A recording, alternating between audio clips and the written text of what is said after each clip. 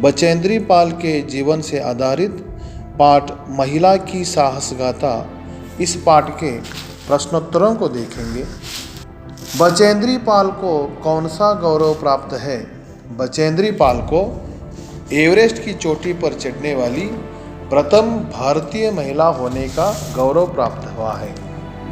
बचेंद्री के माता पिता कौन थे? बचेंद्री की माता हंसादी देवी नेगी और पिता किशनपाल सिंह थे। बचेंद्री ने क्या निश्चय किया? बिछेंद्री ने निश्चय किया कि वह अपने भाई जैसे पहाड़ों पर चढ़ेंगी। बिछेंद्री ने किस ग्लेशियर पर चढ़ाई की? बिछेंद्री ने गंगोत्री ग्लेशियर पर चढ़ाई की।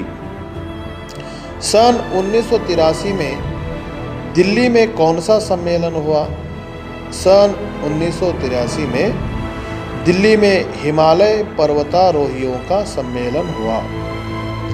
एवरेस्ट पर भारत का झंडा फहराते समय बचेंद्री पाल के साथ कौन थे? एवरेस्ट पर भारत का झंडा फहराते समय बचेंद्री पाल के साथ पर्वतारोही अंगदोरजी थे। कर्नल का नाम क्या था? कर्नल का नाम खुल्लर था। लाटू कौन सी रस्सी लाया था? लाटू नायलॉन की रस्सी लाया था। बिछेंद्री ने थैले से कौन सा चित्र निकाला? बिछेंद्री ने थैले से दुर्गा माँ का चित्र निकाला।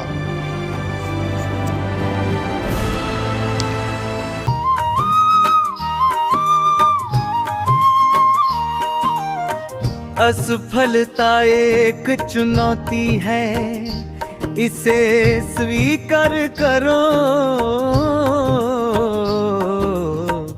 क्या कमी रह गई देखो और सुधार करो।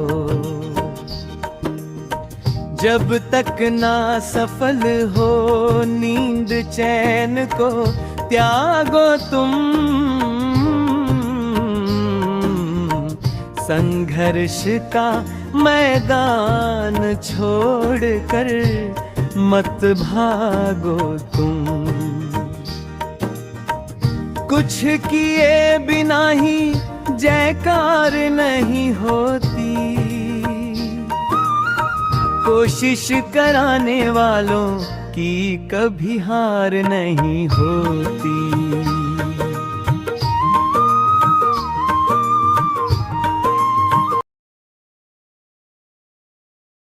गिल्लू अपने घर में झूलता रहता था।